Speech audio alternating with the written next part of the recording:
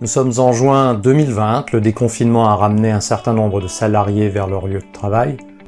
Ce retour a dû être préparé et accompagné avec des prises de précautions, notamment le nettoyage et la désinfection des postes de travail. Puis ce sont les hôtels et les autres lieux accueillants du public qui ont dû mettre en œuvre des mesures préventives. Les reportages télévisés ont montré les premiers retours dans les entreprises, les écoles, les hôtels, les restaurants, ainsi que les mesures drastiques mises en œuvre.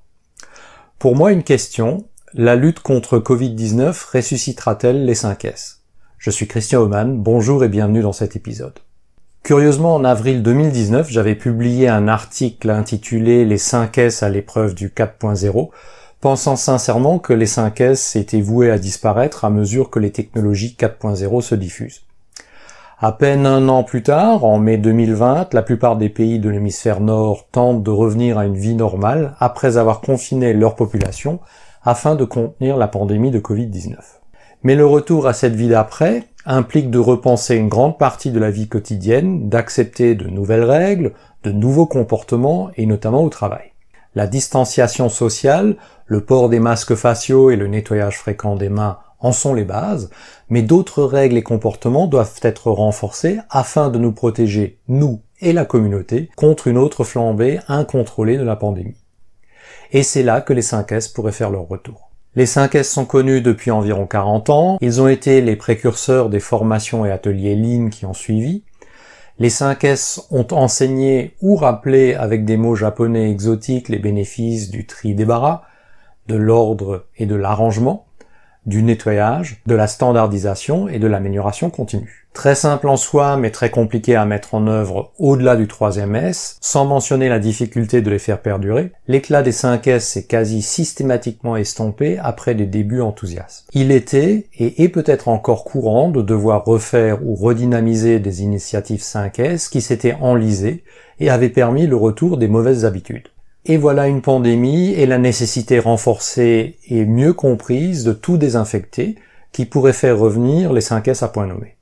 Tout d'abord, un nettoyage et une désinfection efficaces nécessitent de l'ordre et des environnements de travail exempts de superflu. En effet, plus il y a d'encombrements, d'objets, de matières, de coins et recoins à nettoyer, plus c'est difficile, compliqué, long et potentiellement mal fait. Pour faciliter et assurer une désinfection adéquate des locaux, des postes de travail, bureaux, établis, machines, tout cela doit être débarrassé de tous les éléments inutiles.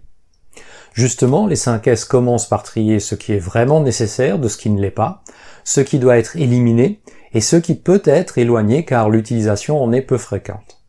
Ensuite, lorsque l'on cherche quelque chose dans une zone potentiellement contaminée, ce n'est d'évidence pas une bonne chose d'avoir à saisir et à déplacer de nombreux objets pour trouver ce qui est nécessaire.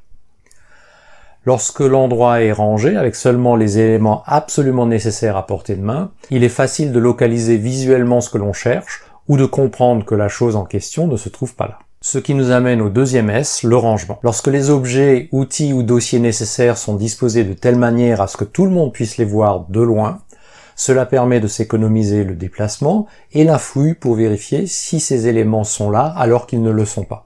Le nettoyage, qui est le 3e S, est remplacé ou complété par la désinfection. Ce 3e S, pas toujours le plus populaire auprès des personnels, peut gagner en popularité maintenant qu'il est moins question de nettoyer que de prévenir les infections, de se protéger soi-même et de protéger les autres.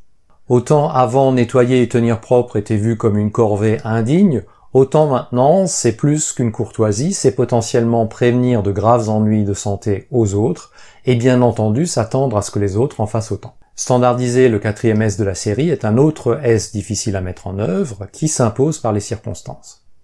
La nouvelle norme comportementale consiste à se tenir à bonne distance des autres, à utiliser des voies de cheminement à sens unique afin de ne se croiser pas trop près, à s'asseoir à distance des collègues dans la cafétéria, à porter des masques, à utiliser du gel hydroalcoolique à des endroits déterminés et à se laver les mains fréquemment. Je suppose que cette standardisation sera beaucoup plus facile à implémenter, étant donné l'avantage perceptible pour chacun de se protéger et de protéger les autres. Même si un renforcement des bons comportements par l'encadrement sera requis ici et là, l'acceptation générale de ces nouvelles règles et standards devrait être meilleure qu'avec les 5 S traditionnels.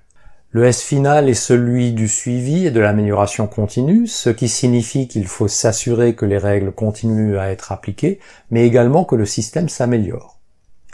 Dans le sens des 5 S traditionnels, l'amélioration visait à prévenir le retour du désordre, de l'encombrement et des saletés, afin de réduire les besoins de tri et de nettoyage périodique. Il s'agissait d'améliorer les règles communes, ou comment stocker les choses, comment les identifier plus facilement et plus rapidement.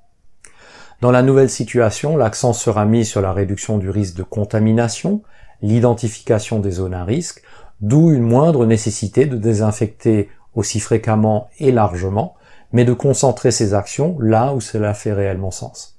L'avenir proche nous dira si les 5 S ressusciteront et se relanceront grâce, ou plutôt à cause du virus.